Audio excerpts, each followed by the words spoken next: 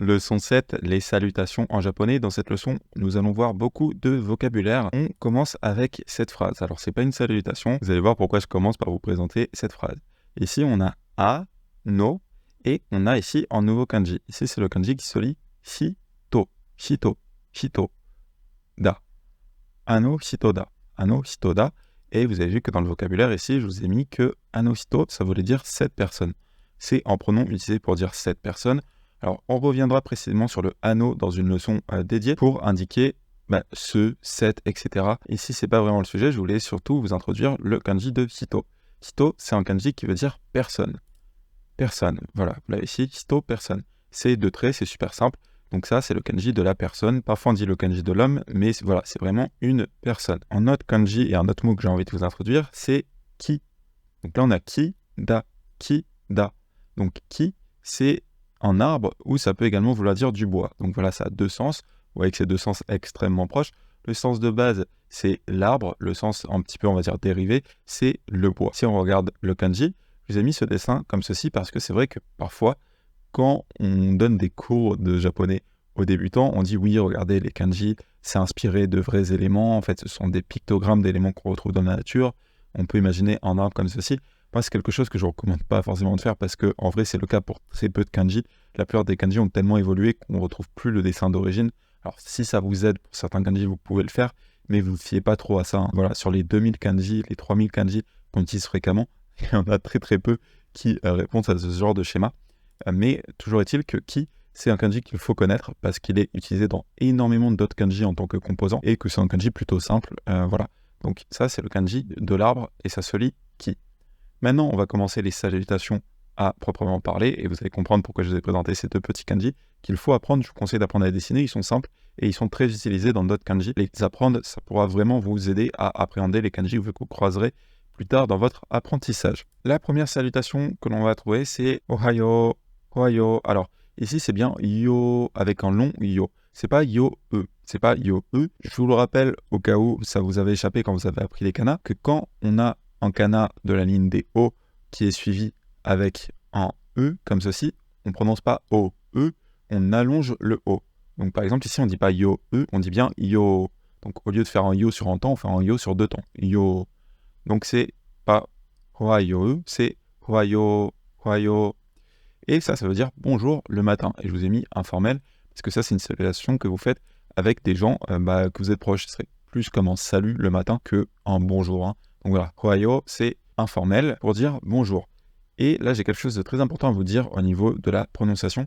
C'est que quand vous apprenez ce genre de mots, ce vocabulaire, même si vous avez appris à lire les kanas, ça va être très important d'écouter l'audio associé au mot. Si vous avez installé Yomi-chan, comme je vous l'ai conseillé dans la section 2, en fait, vous pouvez tout simplement passer votre souris sur les mots de vocabulaire que vous avez par exemple dans le cours et jouer l'audio directement très facilement depuis là. Je vous montre l'exemple. Donc, soit vous l'avez configuré pour que l'audio se joue automatiquement, soit il vous suffit d'appuyer là pour que l'audio se joue.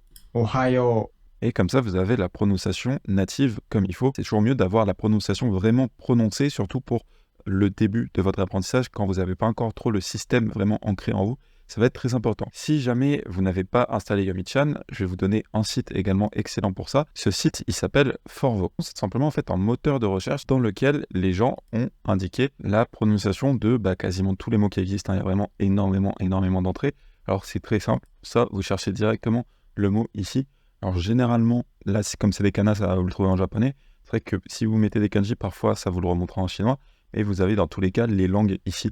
Vous voyez que là, on a plusieurs langues. Donc, il vous suffit de sélectionner japonais. Et là, on voit qu'il y a 24 prononciations. Donc, ce qu'il suffit de faire, là, c'est d'appuyer sur le mot en question. Et ça va vous ouvrir, du coup, les différentes prononciations par les différentes personnes. Vous allez, voilà, femme, femme, femme, femme. Bon, là, il n'y a que des femmes, mais si on descend, il y aura sûrement des hommes. Parfois, il y a des hommes. Et surtout, il y a les régions du Japon dans lesquelles c'est prononcé. L'essentiel, c'est surtout de prendre quelqu'un qui est au Japon. Si vous avez Strawberry Brown, généralement, elle a renseigné énormément de mots et c'est de qualité. Donc moi, je sais que quand je vois Strawberry Brown, souvent, j'appuie là-dessus. Ohayo. Parce que voilà, c'est ce genre de bonne qualité, mais vous pouvez vous amuser à écouter plusieurs prononciations du coup. Ohayo. Ohayo. Voilà, comme ça, vous pouvez vous faire une idée, vraiment la prononciation du mot. C'est un excellent site pour les prononciations. Alors, si vous avez Yomi-chan, je vous conseille de passer par Yomi-chan parce que ça vous fait gagner beaucoup de temps. Mais si jamais sur Yomi-chan il n'y a pas la lecture, ça peut arriver pour certains mots, ou si jamais voilà, vous n'avez pas Yomi-chan, vous pouvez passer par ce site Forvo. Ça va être très important au début de vous familiariser vraiment avec les bonnes prononciations. C'est assez important, c'est une étape qu'on peut négliger parce qu'on se dit, bah oui, on a appris l'alphabet, on n'a pas besoin de ça. Mais je vous encourage vraiment à écouter l'audio prononcé par des natifs en même temps que vous apprenez le vocabulaire. Donc on a vu que Ohio, c'était la manière un petit peu informelle de dire bonjour, la manière amicale de dire bonjour. La manière formelle de dire bonjour, ça va être Ohio gozaimasu. Ohio gozaimasu. Donc la différence c'est quoi? C'est que vous voyez qu'après le Ohio, on a rajouté en gozaimasu. Et ça va être assez intéressant parce que ça va revenir dans plusieurs salutations, ce gozaimasu, pour rendre la salutation plus polie. Pour ceux qui se demandent, en fait ça vient du vieux japonais, ça vient d'un verbe qui est gozaru, que vous avez peut-être déjà entendu si vous aimez les animés ou les dramas de samouraï, vu que c'est du vieux japonais. Donc gozaru à l'heure actuelle c'est un verbe qui n'est quasiment plus utilisé, sauf dans la fiction, mais il y a des bribes qui restent dans des expressions encore actuelles, et du coup ça c'en est un exemple. Pour dire bonjour de manière polie, ça va être Ohayou gozaimasu. Au passage, là, je vous donne des explications pour que vous compreniez d'où ça vient et que vous observez différentes choses. En vrai, c'est des expressions que vous pouvez apprendre par cœur. C'est juste intéressant à noter ce genre de choses parce que derrière, ça reviendra dans plusieurs expressions et ça vous permettra voilà, de faire des liens, des connexions avec les différents mots pour pouvoir les apprendre plus facilement. Donc ça, c'est bonjour le matin. Maintenant, si vous voulez dire bonjour à tout moment de la journée, notamment avant le soir, donc on va dire de midi jusqu'à 17-18 heures, jusqu'à avant le soir, on va passer par konnichiwa, konnichiwa. Konnichiwa, c'est très certainement le contenu. Alors attention, c'est pas konnichiwa, il y a bien un on ici. Donc c'est konnichiwa. Konnichiwa. Je vais vous le faire écouter par un natif. Konnichiwa. Et là, certains se disent peut-être, mais attends, pourquoi c'est konnichiwa alors que c'est le katakana de ha? Très bonne remarque. Est-ce que vous vous rappelez qu'on a vu la particule wa, la particule de thème wa, et qu'on avait vu que c'était ce hiragana, mais qu'il se prononçait wa et non pas ha. Ben, en fait, il faut savoir que ce mot, konnichiwa, en fait, littéralement, ça veut dire en ce qui concerne ce jour. En ce qui concerne ce jour. Vous n'avez pas besoin de l'apprendre. C'est juste que, historiquement, voilà, ici, c'est bien la particule, en fait, wa qu'on a, qui maintenant sert à écrire le mot, et du coup, c'est resté. Donc, il y a quelques mots comme ceci. Alors, c'est vraiment des exceptions. Il y a quelques mots où ce ha va se prononcer wa, konnichiwa. Et parmi voilà, le plus connu, il y en a un deuxième qui marche exactement de la même façon, c'est konbanwa.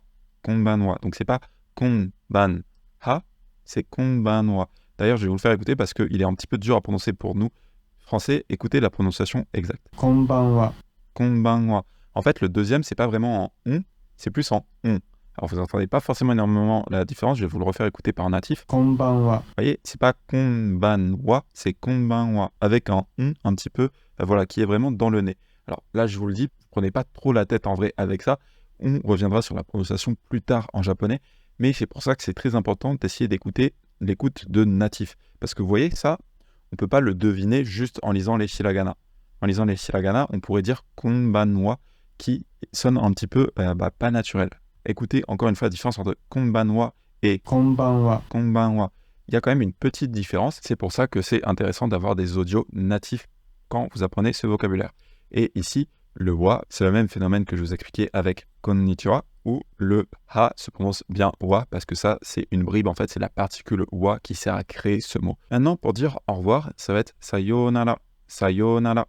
Donc, c'est bien yo avec un long o, comme on avait vu dans Ohayou, c'est la même chose. Et ici, ça veut dire au revoir, adieu. Alors, c'est un petit peu entre les deux. C'est un au revoir assez rigide. Donc, généralement, vous allez dire ça à des personnes qui sont assez éloignées de vous. Vous n'allez pas vraiment dire ça, par exemple, à votre famille. Si vous dites sayonara à votre famille, ça peut vraiment sonner comme adieu. Je ne vais pas revenir avant un bon moment. On va voir d'autres expressions, une autre expression notamment qu'on peut utiliser avec ses amis. Mais voilà, sayonara, vous l'entendrez soit quand des personnes sont assez éloignées, soit par exemple, les élèves, quand ils quittent l'école, à leur professeur, souvent c'est ce qu'ils vont utiliser, sayonara. Voilà, ça veut dire au revoir de manière assez rigide, de manière assez éloignée. Sayonara, au revoir. Du coup, si vous dites ça à quelqu'un de proche, ça peut être perçu comme adieu. Pour quelqu'un qui est proche, on privilégiera cette expression-là. Ja mata. Ja mata. Ja, littéralement, ça veut dire sur ce. Ça veut dire sur ce. C'est la contraction de dewa. On reviendra dessus en temps et en heure. Pour le moment, vous pouvez l'apprendre par cœur comme ceci. Ja, ça veut dire sur ce. Ja, sur ce. Et mata, ça veut dire encore. Mata, ça veut dire encore. Du Du coup, jamata, littéralement, on dit sur ce, encore, donc c'est sous-entendu sur ce, on va se voir encore. Donc c'est pour dire à la prochaine. Donc à plus, à la prochaine. Donc ça, c'est une manière beaucoup plus décontractée de dire au revoir. Jamata, ça veut dire à plus, à la prochaine. N'utilisez pas ça avec des inconnus, c'est très familier. O yasumi nasai. O yasumi nasai. Très intéressant. Alors déjà, o yasumi nasai, ça veut dire bonne nuit. Et on va s'attarder sur cette expression parce qu'il y a beaucoup de choses intéressantes au niveau du japonais dans cette expression. Déjà, on a le o. C'est le même o qu'on avait dans, par exemple, o namae. Donc c'est le o honorifique. Donc on va être de l'honneur sur le nom qu'il y a après. Et le nom qu'il y a après, c'est yasumi. Yasumi. Je l'ai mis ici. Yasumi, ça veut dire le repos. Ici, on met de l'honneur sur le repos. C'est pas juste yasumi, c'est o yasumi. C'est toujours pour élever le nom. Voilà, on met de l'honneur sur ce nom parce qu'on considère que c'est quelque chose qui est honorable. Donc le o repos, o yasumi.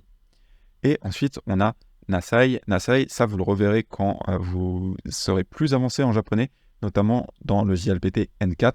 C'est une forme d'impératif assez douce. Donc pour dire fais ceci, c'est un ordre assez léger. Donc ça serait entre le fais ceci et le fais ceci, s'il te plaît. C'est une notion JLPT N4. Toujours est-il que en fait, c'est utilisé dans cette expression. Pareil, sans forcément aller chercher très loin, l'expression oyasumi nasai, c'est une expression ancrée comme ceci. C'est juste intéressant de noter que voilà, il y a ce nasai ici que vous recroiserez plus tard dans votre apprentissage en tant que forme grammaticale. Du coup, littéralement, quand on dit oyasumi nasai, on dit s'il te plaît, prends du repos, veille à prendre du repos, je t'en prie, prends du repos. Voilà, on donne un petit peu en ordre léger, un peu avec quand même la notion de s'il te plaît, prends du repos. Et chose bonne à noter, c'est que ça, c'est la formule polie. Donc, par exemple, avec des personnes que vous connaissez pas forcément, vous pouvez dire oyasumi nasai. En vrai, vous pouvez le dire également avec des personnes proches, ça sonne pas très bizarre. Avec des personnes proches, généralement, on va directement dire oyasumi, parce que c'est plus court. Voilà, vous ne mettez pas le nasai derrière. Oyasumi, vous l'avez très certainement déjà entendu si vous avez regardé des animés, ça veut dire bonne nuit. Donc oyasumi nasai, ça peut devenir oyasumi pour dire bonne nuit. Et chose ultra intéressante, regardez le kanji. C'est le kanji du repos. Est-ce que vous reconnaissez les éléments qu'on a ici? Alors je pense que l'élément à droite, vous le reconnaissez, on l'a vu en début de cours, c'est ki. L'arbre, voilà, on l'a ici, qui, l'arbre, alors c'est vraiment la même chose. Et est-ce que vous reconnaissez le kanji à gauche ici? En fait, c'est le kanji de Fito. Et là, vous allez me dire, mais attends, Obi, c'est pas du tout la même chose. Je suis d'accord que c'est assez différent. En vrai, on peut quand même voir, surtout quand on le trace à la main, qu'il y a une ressemblance, c'est juste qu'il a été mis sur le côté. Et ça, c'est quelque chose qui est énormément fait avec les radicaux. C'est-à-dire que les radicaux, souvent, sont inspirés de kanji, qui existent vraiment, mais ils vont être placés à certains endroits dans le kanji. Par exemple, Hito, ici, c'est le kanji qu'on dit à gauche, le kanji à gauche. Et lorsque ce kanji est placé à gauche, il va prendre cette forme-là. Donc c'est une forme légèrement différente du kanji de base qui conserve le sens de la personne. Et ici, en fait, yasumi, c'est une personne et un arbre. Donc comment est-ce qu'on peut se rappeler très facilement de ce kanji? On peut dire, oui, yasumi, le repos, c'est quoi? C'est s'allonger au pied d'un arbre. Voilà, on peut imaginer une personne sous un arbre qui prend du repos. Et c'est comme ça qu'on a créé le kanji yasumi. Donc vous voyez que c'est un kanji qui pourrait faire un petit peu peur parce que voilà, il y a 6 traits. Bon, c'est pas énorme, mais voilà, ça commence à faire. Et bien vous voyez qu'en fait, on peut le décomposer, se dire, ah oui, c'est la personne à gauche et puis l'arbre à droite. Ok, je vois très bien. Et s'en rappeler comme ceci. On continue avec d'autres salutations. Arigato. Arigato, ça veut dire merci. C'est informel. Alors attention, arigato, c'est informel. Vous dites ça normalement avec des amis ou des personnes assez proches. La façon polie de le dire, c'est arigato gozaimasu. On a encore le gozaimasu qu'on avait vu plus tôt, qui revient ici, voilà, pour rendre le tout plus poli, plus formel. Arigato, faites attention, je sais que parfois on peut se faire avoir et juste dire arigato pour dire merci, mais quand vous ne connaissez pas la personne, c'est assez mal poli. On dit vraiment arigato gozaimasu pour dire merci beaucoup. Je vais le faire écouter par un natif. Arigatou gozaimasu. Arigato gozaimasu. Avec pareil, ici vous voyez que c'est un to qui est rallongé. Donc c'est pas arigato, c'est arigato avec un long to. Je le refais écouter une fois, écoutez bien. Arigatou gozaimasu. Pour dire de rien, c'est do itashimashite. Do itashimashite. Do itashimashite. Do itashimashite. Avec pareil ici, c'est un long do. Donc on a do. C'est pas do, c'est do. Do itashimashite. Do itashimashite. Donc ça veut dire de rien, je vous en prie. Dozo. Dozo, ça veut dire je vous en prie dans le sens allez-y. Par exemple, vous tenez la porte à quelqu'un et vous voulez lui dire allez-y, je vous en prie, allez-y. Voilà, dans cette situation, on utilise dozo. Une personne vous demande est-ce que je peux goûter ça? Par exemple, il voit vous manger, je sais pas, un hamburger et voilà, il veut taper en gros dedans. Vous pouvez lui dire dozo pour dire je t'en prie. Alors, Au passage, ça peut dire je t'en prie comme je vous en prie, ça reste poli, hein, mais ça s'utilise également à la forme neutre. Voilà, c'est vraiment un mot qui peut s'utiliser dans un contexte familier comme dans un contexte formel. Dozo, c'est pour dire je vous en prie, allez-y. Domo, ça c'est une formulation vraiment un petit peu passe-partout. Là, je vous l'ai mis, c'est une salutation courtoise assez générale utilisée dans diverses situations que vous croiserez plus tard. En gros, domo, le sens de base, c'est pour dire merci. Alors, c'est quoi la différence, vous allez peut-être me dire, avec arigato gozaimasu? C'est que arigato gozaimasu, c'est vraiment le merci de base. Domo, c'est un petit peu un merci passe-partout. Pour le moment, vous ne prenez pas trop la tête dessus. En fait, vous le croiserez tout le temps dans diverses situations. C'est vraiment un mot un petit peu passe-partout qui permet de dire merci de manière, voilà, un petit peu quand vous ne savez pas quoi dire, quand vous ne savez pas quelle salutation dire, vous pouvez dire domo. Il y en a qui le disent, par exemple, pour se présenter. Par exemple, quand on va dire, ah ben là, c'est Obi et que je ne sais pas quoi dire, je fais ah domo pour dire ah enchanté. Voilà, on va voir d'ailleurs une citation pour dire enchanté juste après, mais voilà, domo, c'est un petit mot passe-partout. C'est juste bon à savoir, le sens de base, ça veut dire merci, vous le croiserez tout le temps et vous l'apprendrez comme ça à force de le croiser dans diverses situations. Justement, pour dire enchanté, ça va être hajimemashite. Hajimemashite, avec ici le kanji qui se lit hajime. Vous n'avez pas à apprendre à le dessiner celui-là parce qu'on n'a pas vu les éléments qu'il compose. Vous pouvez, si ça vous amuse, si ça vous aide, mais bon, vous n'avez pas du tout à l'apprendre. Voilà, je vous le donne comme ceci. Je vous invite à faire plus de recherches par vous-même si vous voulez l'apprendre, celui-ci. Je vous le montre juste, il faut savoir le lire. C'est le kanji en fait qui veut dire le commencement. Voilà, hajime, ça veut dire le commencement et c'est pour ça que hajime mashite, c'est une expression pour dire ravi de faire votre connaissance. Littéralement, c'est pour dire ça commence. Voilà, donc c'est notre relation commence, entre guillemets. Donc voilà, en français on dirait directement enchanté. Maintenant, pour dire ravi de vous rencontrer, l'expression ça va être dozo yoroshiku. Alors, en français on dirait ravi de vous rencontrer. Mais littéralement, quand on dit dozo yoroshiku, est-ce que vous reconnaissez déjà le dozo? Le dozo, c'est, comme on a vu, le je vous en prie.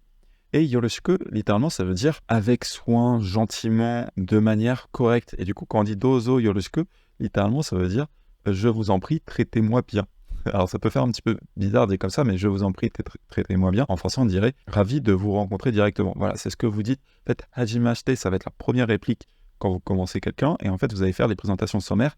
Et à la fin, vous allez dire dozo yoroshiku pour dire je vous en prie, prenez soin de moi à partir de maintenant. Il faut savoir que c'est un petit peu informel de le dire juste comme ça. La manière plus formelle de dire, c'est dozo yoroshiku onegai shimasu. Alors, pardon, le nega, il est bien au-dessus de ce kanji-là. Alors, pareil, vous n'avez pas du tout à apprendre le kanji pour le moment. Je vous le montre juste parce que voilà, c'est la formulation un petit peu plus polie. Dozo yoroshiku onegai shimasu. Donc, c'est pour dire ravi de vous rencontrer. Mais le vrai sens, le sens littéral, c'est je vous en prie, prenez soin de moi. Onegai shimasu, on aura l'occasion de le revoir. Ça permet de dire s'il vous plaît. Pour le moment, retenez juste ça. On reviendra exactement sur ce que c'est plus tard. Ça veut dire s'il vous plaît. Donc, dozo yoroshiku onegai shimasu, c'est je vous en prie, s'il vous plaît, prenez soin de moi. Ce à quoi on pourrait répondre kochira koso. Kochira koso, ça veut dire de même. Ça veut dire de même. Donc, pour le moment, retenez-le juste comme ça. Kochira koso, ça veut dire de même. Moi également, de même. Sachant que kochira et koso, ce sont deux éléments que vous recroiserez plus tard dans votre apprentissage du japonais de manière séparée. Mais pour le moment, pour simplifier la chose, on a déjà vu beaucoup de choses. Donc, kochira koso, ça veut dire de même. Alors, on a vu beaucoup de choses dans cette leçon, les amis. On a vu diverses salutations. Évidemment, il y a énormément de salutations en japonais. En vrai, là, on a vu juste les principales. Il y en existe beaucoup d'autres que vous aurez l'occasion de croiser tout au long de votre apprentissage. Il y a divers degrés de politesse. Ça, c'est quand même important à réaliser que les salutations avec vos amis et vos proches ne sont pas les mêmes que les salutations avec des inconnus. Et que, franchement, ce sont des expressions que vous pouvez apprendre par cœur. Là, je vous les ai données. Je vous ai montré les explications, en fait, pour que vous arriviez à les connecter et peut-être à les apprendre un petit peu mieux. Mais c'est vraiment des expressions qui sont tellement utilisées comme ceci que vous pouvez les apprendre par cœur. C'est un petit peu comme en français, bonjour, on n'a pas besoin de savoir que c'est bon et que c'est jour, que c'est une bonne journée. On peut apprendre directement bonjour en tant que tel, tellement c'est utilisé comme ça. C'est juste intéressant, si vous voulez, de le décomposer peut-être pour étayer notre curiosité et comprendre vraiment et pouvoir l'associer à d'autres choses. Maintenant, ce sont des expressions que vous pouvez apprendre par cœur et que je vous invite à apprendre par cœur. Vous pouvez prendre votre temps. C'est-à-dire que vous pouvez totalement maintenant passer à la leçon 8 et voir ce que ça donne et apprendre les salutations au fur et à mesure. Je vous invite vraiment à utiliser Anki parce que si vous utilisez Anki avec le deck Tango N5, comme je vous en ai parlé dans la section 2, ça sera compris avec le deck. Et du coup, vous allez pouvoir réviser de manière optimale ce vocabulaire et l'acquérir vraiment de manière naturelle. Et un petit exercice bonus que je vous invite à faire maintenant, c'est que les salutations qu'on a vues aujourd'hui, écrivez-les. Écrivez-les. Les kanji qu'on a vus, vous pouvez vous amuser à les écrire également. Je pense notamment à ki et à hito et le oyasumi. Du coup, yasumi à l'écrire, Pour les autres, hajime mashite et pour le onegai shimasu, vous pouvez les écrire directement en hiragana. En fait, ça va vous entraîner comme ceci à écrire en hiragana, vous familiariser toujours un peu plus avec le système d'écriture qui, comme on est encore au début, il est sûrement un petit peu fragile. Ça va vous permettre de renforcer votre écriture et de acquérir le vocabulaire en même temps. Les salutations, c'est vraiment excellent pour ça, pour réapprendre un petit peu les kanas. Donc voilà, ça c'est un très bon exercice pour apprendre les salutations. N'hésitez pas à les écrire à la main.